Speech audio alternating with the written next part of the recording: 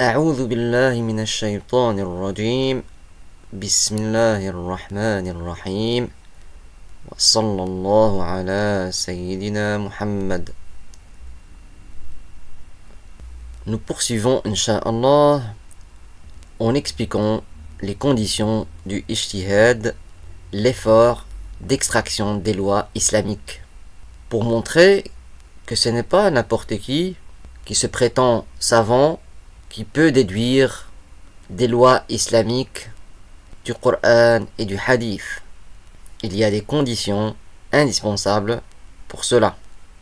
Il est indispensable de présenter un sujet très important, à savoir que le ijtihad, l'effort d'extraction des jugements qui n'ont pas fait l'objet de textes explicites, n'est des prérogatives que de celui qui en a vérifié les conditions.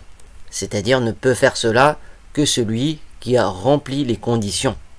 Donc, parmi les conditions, le mujtahid doit ainsi connaître par cœur les ayahs des jugements. Dans le Coran, il y a des ayahs qui parlent de certaines histoires des prophètes et des communautés précédentes, des ayahs qui parlent du paradis, de l'enfer. Il y a aussi des ayahs qui parlent des jugements. Donc il est une condition pour le mujtahid de connaître ces ayahs avec les jugements les concernant, et aussi les hadiths des jugements, ainsi que leur chaîne de transmission, et les hommes qui composent ces chaînes-là, ce qui abroge aussi an-nasikh, car il y a des choses qui ont été abrogées pendant la vie du prophète, bien sûr. Et ce qui est abrogé, al-mansour, qu'est-ce qui a été abrogé?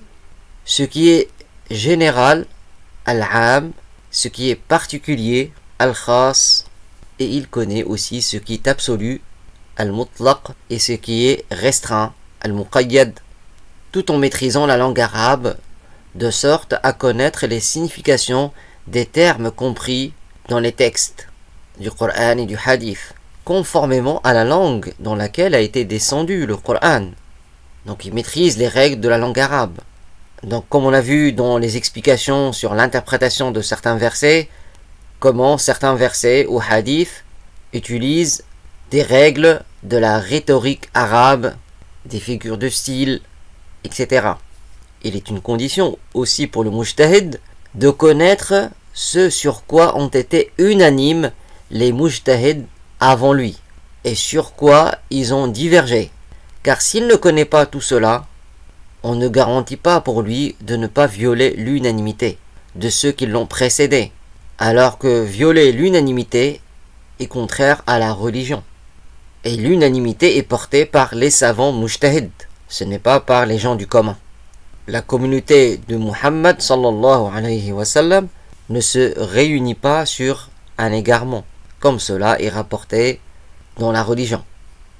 Il est requis en plus de tout cela une autre condition qui est un pilier important du ijtihad et qui est la forte capacité de compréhension et d'assimilation.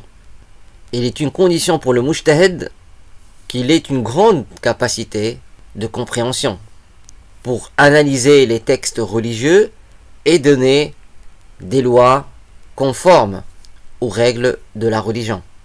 Il est une condition pour le mujtahid également qu'il soit adl, digne de confiance, à savoir la sauvegarde des grands péchés et de la persistance sur les petits péchés.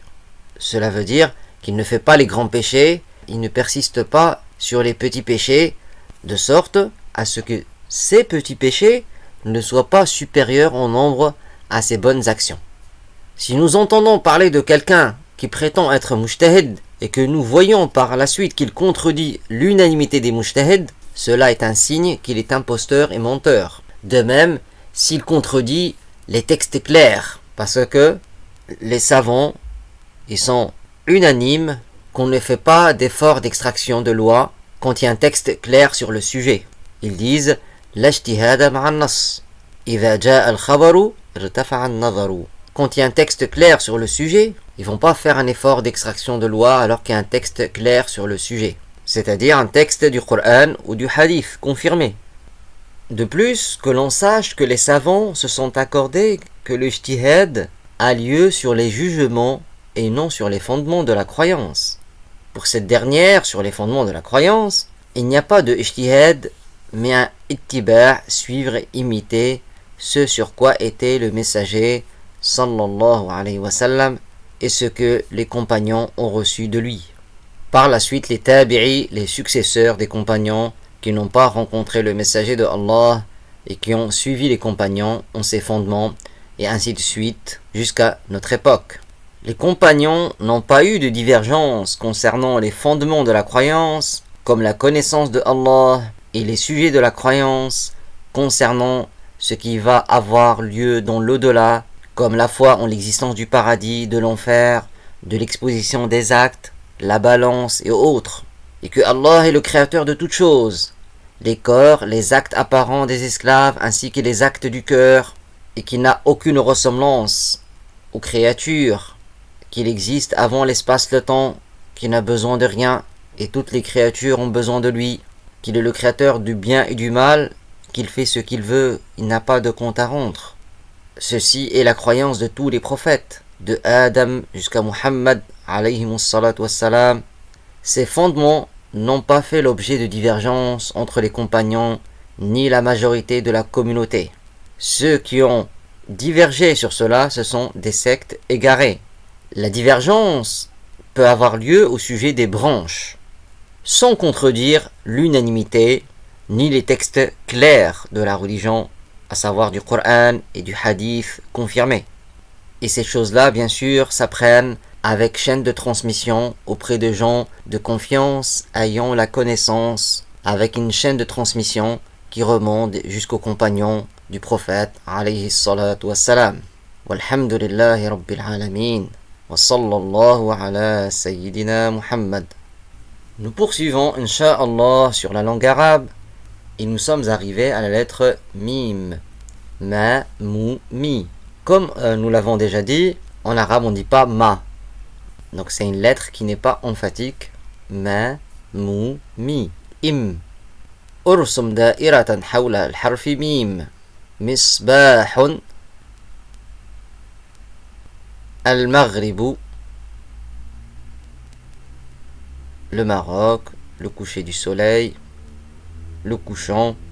Tamrun. Date. Mihfavatun. Cartable. Himarun. Âne. Najmatun. Étoile. Famun. Bouche. Hamlun. Grossesse. Ramamatun. Nuage. Miskun. Musc. Qamarun. Lune. Yawmun. Jour. Qalamun. Crayon. Maridun. Malade. Ummun. Mère. Maw'idun. Rendez-vous. اكتب حرف الميم حسب الأمثلة التالية.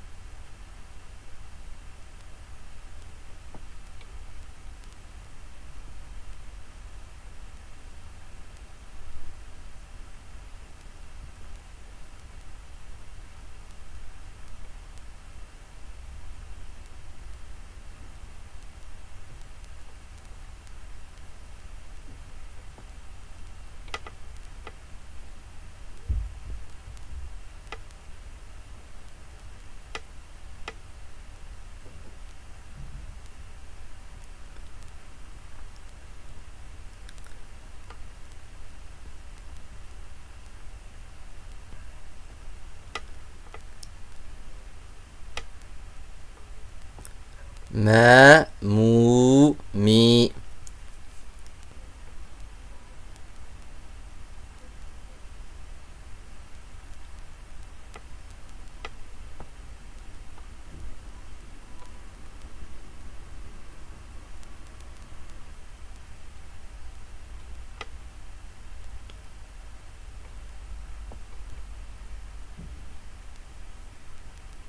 والحمد لله رب العالمين وصلى الله على سيدنا محمد وعلى آله وسلم. بارك الله فيكم والسلام عليكم.